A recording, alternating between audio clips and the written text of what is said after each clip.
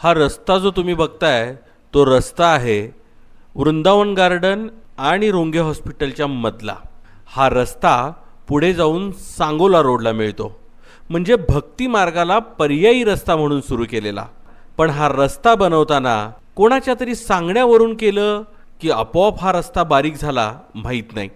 पण हा रस्ता मात्र कमी कमी होत गेलेला आहे. या रस्त्याची रुंदी कमी कशी झाली याबद्दल राष्ट्रवादीचे शहराध्यक्ष सुडके यांनी स्वराज्य माझाशी बोलताना काय सांगितलं ते तुम्हीच पहा. नमस्कार, मी दिगंबर सुडके, शहराध्यक्ष राष्ट्रवादी काँग्रेस पार्टी.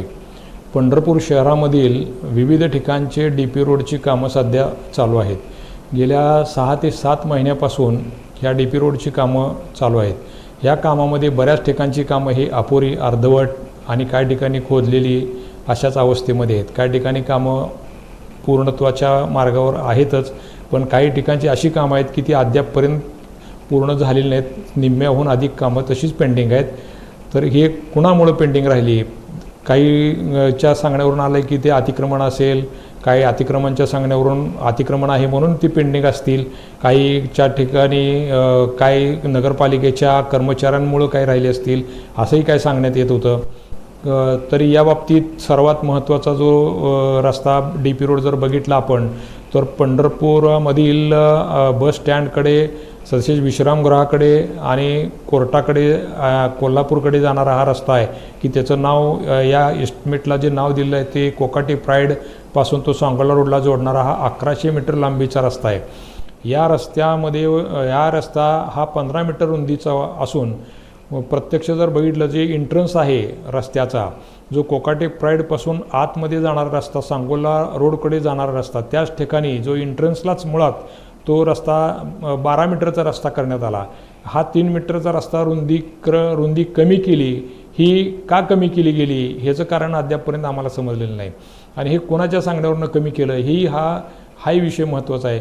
कारण एका बाजूला पुढं जर बघितलं आपण 250-300 मीटरच्या पुढं जर गेलो तर तो रस्ता 14.5 मीटर, 15 मीटर अशा प्रकारचे रस्त्याच्या रुंदीमध्ये तफावत आढळून आले. ह्यात सगळ्यात महत्त्वाची बाब अशी आहे की हा रस्त्याचं काम करताना नगर रचनाकार आणि भूमी अभिलेख यांच्या समन्वयानं त्या ठिकाणी रस्त्याची अलाइनमेंट करायला पाहिजे होती. रस्त्याचे हद्दीखुणा परमनंट करायला पाहिजे होत्या आणि नंतर कॉन्ट्रॅक्टरला हा रस्ता बांधण्यासाठी सांगायला पाहिजे होतं. पण या महत्त्वाची गोष्ट अशी आहे की नगरपालिकेनं आपल्या रोजंदारी कर्मचाऱ्याकडून त्या रस्त्याची आखणी करून कॉन्ट्रॅक्टरला काम करण्यास सांगितलं आणि कॉन्ट्रॅक्टरनं तो रस्ता तसा पूर्ण करण्याच्या मार्गस्थ झाला. पण ते करत असताना हा रस्त्याची रुंदी का कमी केली हेही निदर्शनास आणून दिलं पाहिजे. का कमी केली? कारण पुढं जो रस्ता आहे तो 15 मीटरचा आहे आणि जो सुरुवातीलाच त्यांनी 12 मीटरचा, 12.5 मीटरचा का केला हाही मोठा विषय होणार आहे. तर यासाठी जो कॉन्ट्रॅक्टरवरती आणि संबंधित नगरपालिकेच्या कर्मचाऱ्यांना विषयी मी माननीय जिल्हाधिकारी साहेब यांना एक निवेदनाद्वारे निवेदन देऊन याची चौकशी करण्याची मागणी करणार आहे. या रस्ता कमी करण्याच्या संदर्भात जे काही तुम्ही सांगितलं, हा रस्ता कमी झाल्यानं काय होणार आहे, तिथं नेमकं काय प्रॉब्लेम क्रिएट होणार आहे? हा जो रस्ता ज्या ठिकाणी जोडला आहे म्हणजे हा रेल्वे स्टेशनला जाणाऱ्या रस्त्याला हा ॲप्रोच रस्ता म्हणजे जोडलेला रस्ता आहे. या ठिकाणी एक मोठं जंक्शन तयार होतं आहे.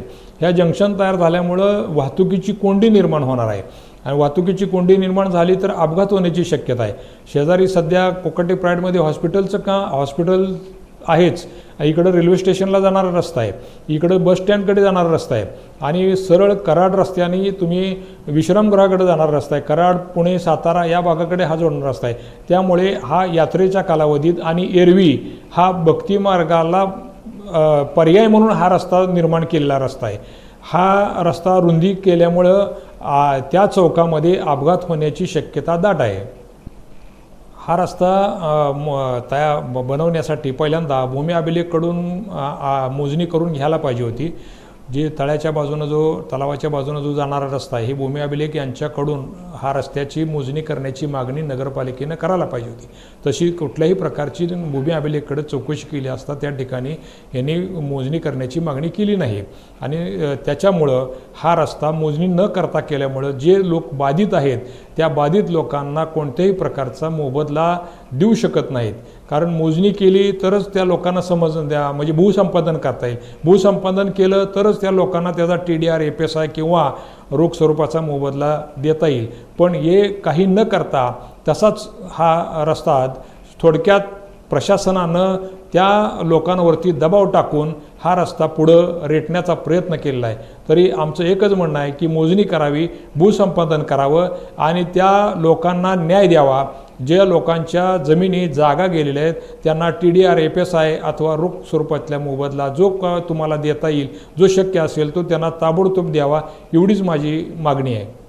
या संदर्भात तुम्ही म्हटल्याप्रमाणे तिथल्या जनतेला हा विषय माहिती नाहीये का, किंवा मग राजकीय पटलावरती हा विषय तितक्या मोठ्या प्रमाणात लावून धरला जात नाहीये?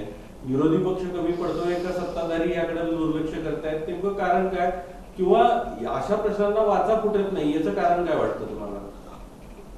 जनतेनं त्या भागातल्या लोकांनी बऱ्याच वेळा नगर अभियंत्याकडे नगर मुख्याधिकाऱ्याकडे TDR FSI साठी हेलपाटे मारलेले आहेत. त्याला कोणीही दाद दिलेली नाही. कित्येक तासोन तास त्या ठिकाणी ती लोक जाऊन बसून आलेले आहेत, पण त्याला कोणीही तिथल्या अधिकाऱ्यांनी त्याला दाद दिलेली नाही. लोकप्रतिनिधींचं काय या संदर्भात? आता लोकप्रतिनिधींनी याच्यामध्ये लक्ष घालायला पाहिजे होतं. आता परवाच अवताडे साहेबांनी सांगितले जे प्रलंबित कामावरती ठेकेदारावरती कारवाई करावी. तसंच आमचं म्हणणं आहे की आमदार साहेबांनी या संबंधित ठेकेदारावरती किंवा या मुख्याधिकारी साहेबांकडे चौकशी करून त्या ठेकेदारावरती कारवाई करावी. त्या रस्त्याला विलंब का लागला याची चौकशी करावी. दोषी असतील तर त्यांच्यावरही कारवाई करावी. तुम्ही मायक्रो लेव्हलला जाऊन या विषयावरती हात घातलेला आहे, तुम्हाला आता याच्या पुढचा मार्ग काय वाटतो? आता जिल्हाधिकाऱ्याकडे मी या संदर्भात चौकशी करण्याची मागणी केलेली आहे. जर त्याच्याकडून जे जिल्हाधिकारी साहेबांनी याच्या चौकशीचे आदेश देतील अशी मला अपेक्षा आहेत. अन्यथा पुढील नगरपालिकेसमोर एक आंदोलन केलं जाईल किंवा आमचे राष्ट्रीय नेते अजितदादा पवार साहेब यांच्याकडे आम्ही दाद मागू.